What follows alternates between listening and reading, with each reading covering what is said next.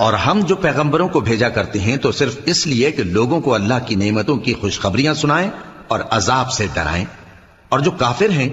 وہ باطل کی مدد سے جھگڑا کرتے ہیں تاکہ اس سے حق کو پھسلا دیں، اور انہوں نے ہماری آیتوں کو اور جس چیز سے ان کو ڈرایا جاتا ہے اسے ہنسی بنا لیا ہے۔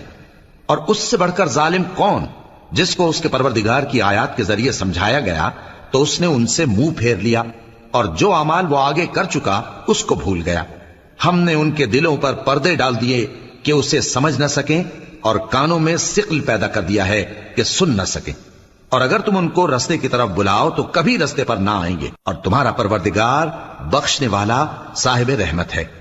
اگر وہ ان کے کرتوتوں پر ان کو پکڑنے لگے تو ان پر جھٹ عذاب بھیج دے،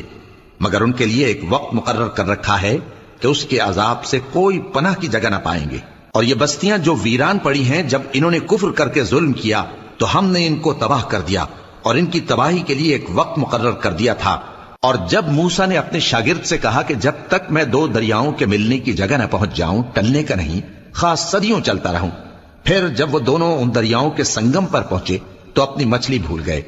پھر اس مچھلی نے دریا میں سرنگ کی طرح اپنا رستہ بنا لیا۔ جب آگے چلے تو موسیٰ نے اپنے شاگرد سے کہا کہ ہمارا کھانا لاؤ، اس سفر سے ہم کو بہت تکان ہو گئی ہے۔ اس نے کہا کہ بھلا آپ نے دیکھا